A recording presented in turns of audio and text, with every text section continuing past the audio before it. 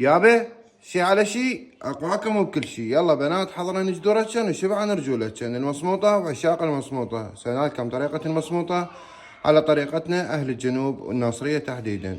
فول ومكفول وعلى حسب الاصول، الريحة تنشاف والطعم يقرص واحد على واحد. وشوف لي اياها ام القشوة. طبعا هاي الطريقة بقناها من الوالدة مفولة وبطريقة سهلة وبسيطة وواحد على واحد. هاي الناس اللي ما تضبط عندهم مفولة. شوف لي اياها.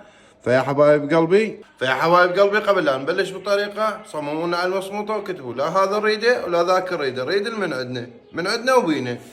وصلوا على محمد وعلى محمد وخلونا لايك ومتابعة وتعالوا نبلش. هسه بالبداية عندنا كيلو شلوق ميبسينها قبل شهر. هسه راح نشتغل انه نسوي لكم مطيب مصموطة. تابع معنا. هسه هاي الشلوق مالتنا بعد ما قصصناها قسمين، هسه نجي ننقحهن بشوية ماي دافي على مود يطيح الملح من عندها ويطيح الميكروبات. هسه خليناهن ماي وخليناهن على الطباخ. هسه راح نفورهن شوي على مود يذب الملوحة مالتهن وينطفن عندنا. هسه هنا ورا 5 دقائق هسه نجي نصفيهن ونقليهن. تاوة عتيجة عندنا نجي نقلي بيها السمكات. نضيف شوي زيت. هسه هنا زيت حمى عندنا نجي ننزل الزيت حمى عندنا نجي ننزل السمك. نحمسه مركبة. نجي نقلب السمكات.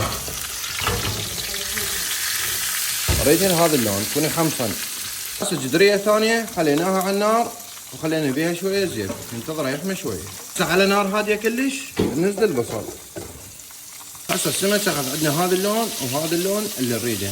حمصناهن وهذا الشيء المطلوب. قلبناهن على الصفحة الثانية. هسه نطلع السمك وننزله هنا على البصل ونخلينا على نار هادية على ما نبطي نقلي الباقيات تلوحتيني. هسه نزلنا السمك نجي نقلي الوجبة الثانية. بعد بالي يدمون. هسه نضيف الشلوق الباقية. هسه للمصموط نحتاج بصل ناعم كلش وثوم ونومي. هسه ورا ما نزلنا السمك نجي نعركهن فد 10 دقائق هيك بس على نار هادية. هسه نجي ننزل بصل ونومي بصرة وثوم.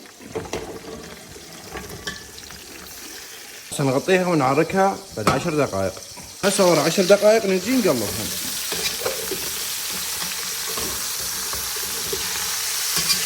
انا هاي اليوم طبخ على يد الحجية حجي مال هنة. هسه نجي ننزل البامية وهم نعركهن فد 10 دقائق.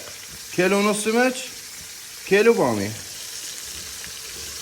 طبعا ما حصلنا تازة بس مجمدة والتازة نفس الحالة نفس الشغل. هسه نعطيهن تقليبة بسيطة يعني ما زال البامية بعدها قوية ونغطيها 10 دقائق. هسه نقلبهن فد شوية ونعركهن. هسه نعرك شوية ونضيف لها بهارات والبهارات راح تكون كركم فقط. هسه اخر شي نجي نضيف الكركم.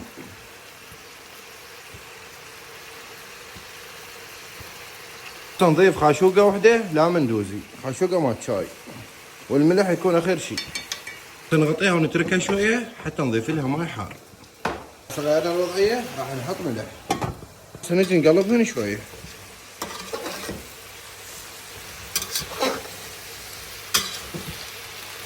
هسه اخر شي نجي نضيف ماي حار. شوف لي اياه ماي حار يكون يغلي. هسه ننزل بعد ماي. هسه ننزل باقي الماي. طبعا المصموطة تحب الفور. هسه نعطيها تحريكة بسيطة ونتركها تفور من 2 إلى 2.5 ساعة. اول بداية على نار عالية وبعدين تهدير. هسه نغطيها ونتركها من 2 إلى 2.5 ساعة. اول ساعة تكون على نار عالية ووراها تتهدر على نار ناصية ونشوف الملح اذا تحتاج نضيف لها. وهاي ورا 2.5 ساعة وكملت المصموطة عندنا. وعليكم 1,000,000 عافية. ولا تنسون تدعمونا بلايك ومتابعة حبايب قلبي حتى يوصلك كل شيء جديد.